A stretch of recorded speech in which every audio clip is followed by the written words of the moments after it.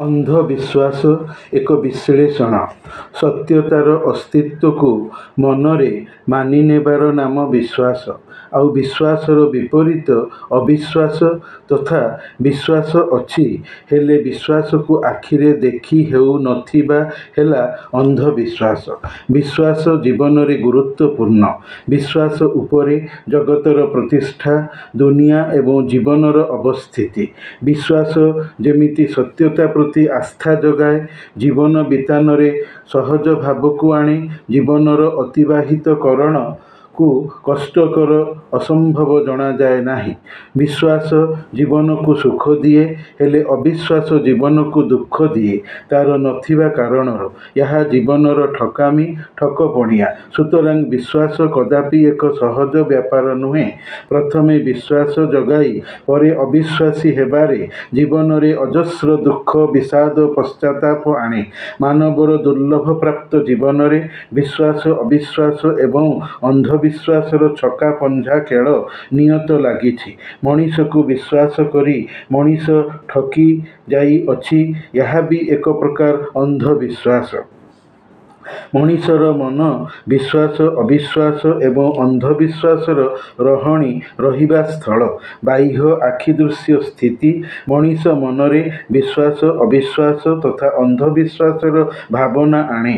ବୁଦ୍ଧିମାନ ମଣିଷ ମନ କେଉଁଟିକୁ ଗ୍ରହଣ କରିବ, କେଉଁଟିକୁ ଗ୍ରହଣ କରିବ ନାହିଁ, ବର୍ଜନ କରିବ, ଚିନ୍ତା କରେ। ବିଶ୍ୱାସ ଏକ ପ୍ରଲୋଭନ, ଆକର୍ଷଣର ପ୍ରସଙ୍ଗ ମଧ୍ୟ ଥାଏ। ଯେମିତି ଈଶ୍ୱରୀୟ ବା ଭଗବତ୍ ବିଶ୍ୱାସ ଏକ ପିତୃଦତ୍ତ ବିଶ୍ୱାସ। ବାପା ମା'ଙ୍କ ଠାରୁ ପିଲା ପାଖକୁ ଆସେ, ଯାହାକି ବିଶ୍ୱାସର ହୋଇପାରେ ଅବା ହୋଇପାରେ ସମ୍ପୂର୍ଣ୍ଣ ଅବିଶ୍ୱାସର ଅଥବା ଅନ୍ଧବିଶ୍ୱାସର। ଯେତେବେଳେ ମଣିଷ ପିଲା ଥାଏ, ସେ ନିଜର ଅଜ୍ଞତା କାରଣରୁ ବାପା ମା ଧର୍ମ ପ୍ରତି ତାକୁ ଯେମିତି ସାଧାରଣତଃ ବତାନ୍ତି, ପିଲାଟି ସେମିତି ମାନେ ଆଉ ତଦନୁଯାୟୀ କରେ। ଉଦାହରଣ ହେଲା ମୂର୍ତ୍ତି ବା ପ୍ରତିମା ଆଗରେ ମୁଣ୍ଡିଆ ମାରିବା।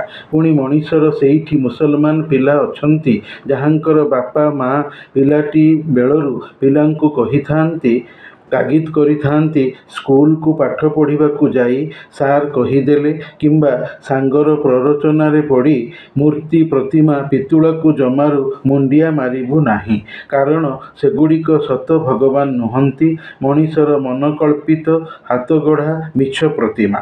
ସେମାନଙ୍କୁ ମୁଣ୍ଡିଆ ମାରିଲେ ଏକେଶ୍ୱର ବିଶ୍ୱାସର, ମଣିଷର ଧର୍ମୀୟ ବିଶ୍ୱାସ ବାଧାପ୍ରାପ୍ତ ହେବ। ତୋର ମନର ଇମାନ ବା ଆଲ୍ଲାହ ବା ଖୋଦାଙ୍କ ପ୍ରତି ରହିଥିବା ବିଶ୍ୱାସ ଚାଲିଯିବ। ତୁ ବେଇମାନ ହୋଇଯିବୁ। ଏକେଶ୍ୱର ପ୍ରତି ଅବିଶ୍ୱାସୀ ହୋଇଯାଇ କୁଫ୍ର ବା ଅବିଶ୍ୱାସୀ ତଥା ଶିର୍କ ବା ମୁଶରିକ ବା ସମକକ୍ଷକାରୀ ହୋଇଗଲେ ମଲାପରେ ହେବୁ ଚିର ନର୍କଗାମୀ। ତୋର ଆତ୍ମା ଓ ଶରୀରର ଦୁର୍ଲଭ ଥରେ ପ୍ରାପ୍ତ ଜୀବନ ସ୍ୱର୍ଗସୁଖୀ ହେବ ନାହିଁ। ଅମର ଅକ୍ଷୟ ପରଲୋକ ବା ପରସଂସାରର ଜୀବନ ହେବ ବ୍ୟର୍ଥ।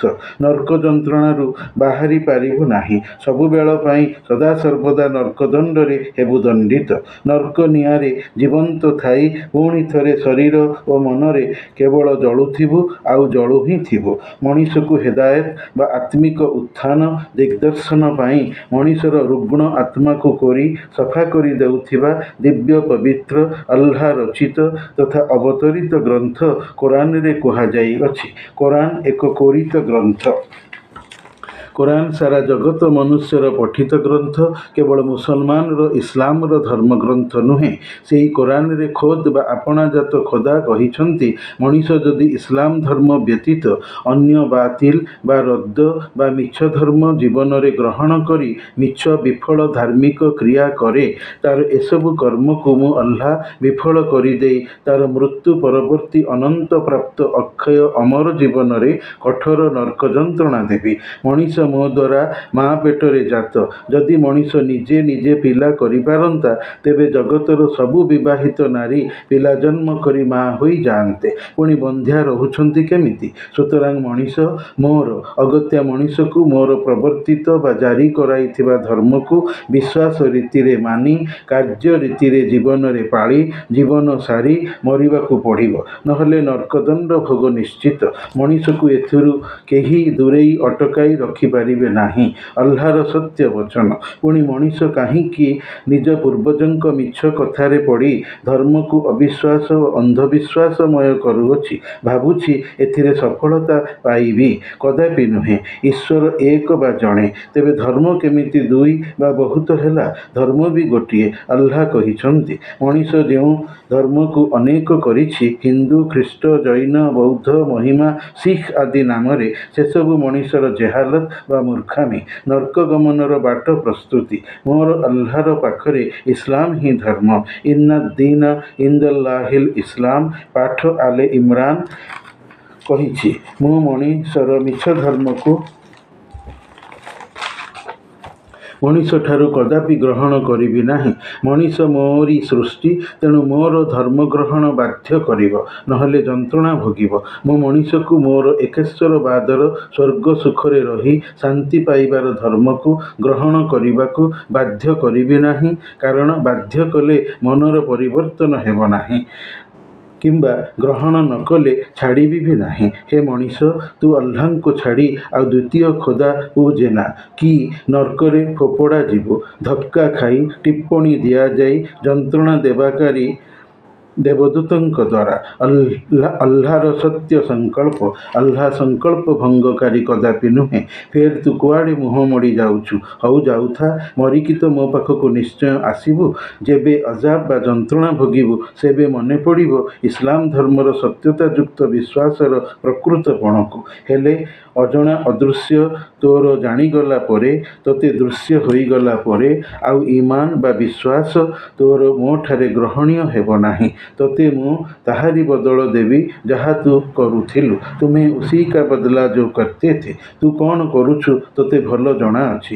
ପରେ ମୋ ପାଖକୁ ଆସି ବାହାନା କଲେ ଆଉ ଥରେ ତୋର ପୂର୍ବର ରହଣି ଜଗତ ଇହଲୋକକୁ ଯିବାକୁ ଚାହିଁଲେ ବି ତୋତେ ଓ ତୋର କୌମ ବା ଦଳ, ଗୋଷ୍ଠୀ, ସମ୍ପ୍ରଦାୟ, ଜାତିକୁ ମୁଁ ଜମାରୁ ଛାଡ଼ିବି ନାହିଁ। ତୁମ୍ଭମାନଙ୍କୁ ଆୟୁଷ, ବୟସ, ବୁଝିବା, ଅନ୍ୟକୁ ଦେଖିକି ଶିଖିବାର ସୁଯୋଗ, ଅବସର ସବୁ ଦିଆଯାଇଥିଲା। ତୁମ୍ଭେମାନେ ତାହାର ସଦ୍ ବିନିଯୋଗ କଲ ନାହିଁ। ଏଠି ଆସି ଅଯଥା ଯୁକ୍ତିତର୍କ କଲେ, ସଫେଇ ଦେଲେ, ମୁଁ ଆଲ୍ଲାହ ଆଦୌ ଶୁଣିବି ନାହିଁ, କାରଣ ମୁଁ ତୁମର ଧାର୍ମିକ ସୁଧାର ପାଇଁ ବାର୍ତ୍ତାଧର ବା ପୟଗାମଧାରୀ ପୟଗମ୍ବରଙ୍କୁ ବିଭିନ୍ନ ସମୟରେ ସେଇ ତୁମ ମଣିଷମାନଙ୍କ ଭିତରୁ ଚୟନ କରି ନିର୍ବାଚନ କରି ପୂର୍ବରୁ ପଠାଇଥିଲି ମୋର ବାର୍ତ୍ତା ଦେଇ ଆକାଶୀ ବହି ସହିତ।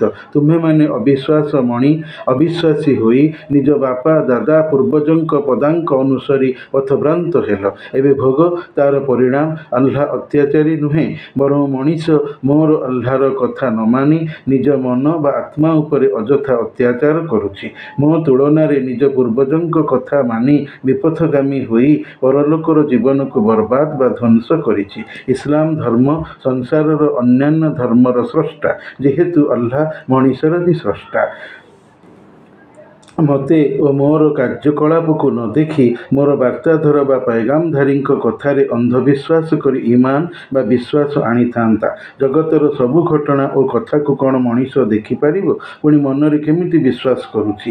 ତାର ଏଇ ବିଶ୍ୱାସ ହିଁ ତାର ମନର ଅନ୍ଧବିଶ୍ୱାସ, ମାନେ ନ ଦେଖା ବିଶ୍ୱାସ। ସୁତରାଂ ଅନ୍ଧବିଶ୍ୱାସ ମଣିଷ ମନରେ ତାର ଜୀବନ ଅତିବାହିତ ଧାରାରେ ଅବଶ୍ୟ ରହିବ। ମୁଁ ଅଛି, ମଣିଷ କ'ଣ ମୋତେ ଦେଖୁଛି? ଦେଖୁନାହିଁ, ଫେର କେମିତି ବିଶ୍ୱାସ କରୁଛି? କରୁଛି ବୋଲି ତ ଈଶ୍ୱର ଏକ ଏବଂ ଅଦ୍ୱିତୀୟ ବୋଲି କହୁଛି। କୋଉ ଭିତ୍ତିରେ କହିଲା? ନା, ମୋର ଓ ପୟଗମ୍ବରମାନଙ୍କର କଥା ଓ ମୋ ପ୍ରବର୍ତ୍ତିତ ବାର୍ତ୍ତା ଉପରେ ଭରସା କରି। ପୁଣି କହୁଛି ଏକ ବ୍ରହ୍ମ ଦ୍ୱିତୀୟ ନାସ୍ତି। ଏସବୁ ମୋର ଆଲ୍ଲାହର ପ୍ରବର୍ତ୍ତିତ ଧର୍ମର ଫଳ ବ୍ୟତୀତ ଅନ୍ୟ କିଛି ନୁହେଁ। ପୁଣି ଏଇଥିରୁ ଅବିଶ୍ୱାସୀ ଏବଂ ସମକକ୍ଷକାରୀ ମୁଶ୍ରିକ ମଣିଷ ହୋଇ ମୋତେ ଛାଡ଼ି ମୋର ସର୍ଜିତ ମାଟି, ପଥର, ଧାତୁ, ଜୀବଜନ୍ତୁଙ୍କୁ ପ୍ରଭୁ ମାନି ପୂଜା କରି ଅବିଶ୍ୱାସୀ, ଅନ୍ଧବିଶ୍ୱାସୀ ହୋଇଯାଇଛି ଏବଂ ମୁକ୍ତିର ଆଶା ରଖିଛି। ମୋର ଧର୍ମରେ ଅନ୍ଧବିଶ୍ୱାସ ରହିଅଛି, ପ୍ରଥମତଃ ମୋର ଅସ୍ତିତ୍ୱକୁ ନେଇ, ଦ୍ୱିତୀୟତଃ ମଣିଷର ମଲା ପରେ କବର ଭିତରେ କିମ୍ବା ପୋଡ଼ା ହେବାର ସ୍ଥାନ ଜୁଇ ଭିତରେ ଅଧା ଜୀବନ ଦେଇ ବଞ୍ଚି ଉଠିବା ଓ ମୁନକିର ନକିର ନାମକ ଦୁଇ ଦେବଦୂତ ଫରିସ୍ତାଙ୍କୁ ଦେଖିବା, ତାଙ୍କର 3ଟି ପ୍ରଶ୍ନର ଉତ୍ତର ଦେବା, ନ ଦେବା କାର୍ଯ୍ୟ, କବର ଭିତରେ, ଦୁଇ ସ୍ଥାନରେ, ଅଦୃଶ୍ୟରେ, ଯନ୍ତ୍ରଣା ପାଇବା, ଶାନ୍ତି ଭୋଗିବା, ଅଶାନ୍ତିରେ ରହିବା, ବିଚାର ଦିବସ ପରିଣାମ ପ୍ରାପ୍ତି ପାଇଁ, ସଂସାରର ଆଦମଙ୍କ ଠାରୁ ନେଇ ସଂସାର ଧ୍ୱଂସ ପର୍ଯ୍ୟନ୍ତ ଶେଷ ମଣିଷର ମରି ପୁଣି ଅକ୍ଷୟ ଅମର ଜୀବନ ପାଇ ବଞ୍ଚି ଉଠିବାର ଦିନ କୟାମତର ବିଶ୍ୱାସ ଆଦିରେ ସବୁଦିନିଆ ରହିବାର ସନାତନ ଧର୍ମ ଇସଲାମର ଓ ସାର୍ବଜନୀନ ମାନବ ଧର୍ମର ପ୍ରମୁଖ ଅନ୍ଧବିଶ୍ୱାସମାନ। ମଣିଷ ଦେହକୁ ତିଆରି ନାହିଁ ଯେ ମଣିଷ ତାକୁ ପୋଡ଼ିବ। ଏସବୁ ବିଶ୍ୱାସକୁ ମଣିଷ ଆଖିରେ ମଲା ପୂର୍ବରୁ ଦେଖିନି, ହେଲେ ଅନ୍ଧ ବା ନ ଦେଖି ବିଶ୍ୱାସ କରୁଛି। ଅଗତ୍ୟା ଅନ୍ଧବିଶ୍ୱାସ। ଆଉ ଏଇ ଅନ୍ଧବିଶ୍ୱାସକୁ ମଣିଷ ଚାଲାକି ଚାଲବାଜି ହୋଇ ଅବିଶ୍ୱାସରେ ପରିଣତ ହୋଇ ଧର୍ମର ପ୍ରକୃତ ପଥ ହୁଡ଼ି ଦେଇଛି, ବାଟ ଭୁଲି ଯାଇଅଛି, ଜାଣି ଶୁଣିକି ବିପଥଗାମୀ ହୋଇଛି। ଇସଲାମ ଧର୍ମର ସତ୍ୟତାଯୁକ୍ତ ବ୍ୟବହାର ପ୍ରୟୋଗ ଇସଲାମୀ ମଣିଷଠାରେ କରୁଥିବାର ରହୁଥିବାର ଦେଖୁଛି, ଜାଣୁଛି, ହେଲେ ନିଜେ କାଫିର ବା ଅବିଶ୍ୱାସୀ ଏବଂ ମୁଶରିକ ବା ସମକକ୍ଷକାରୀ ଥାଇକି ବି ନିଜ ଆଗାମୀ ଭବିଷ୍ୟତ ଅମର ଅକ୍ଷୟ ଚିରସ୍ଥାୟୀ ମୃତ୍ୟୁ ପରବର୍ତ୍ତୀ ପରଲୋକୀୟ ଜୀବନର ସୁଧାର କରୁନାହିଁ, ଯାହାକି ମଣିଷ ପାଇଁ ଅତ୍ୟନ୍ତ ଦୁଃଖଦାୟକ ଭାବନା।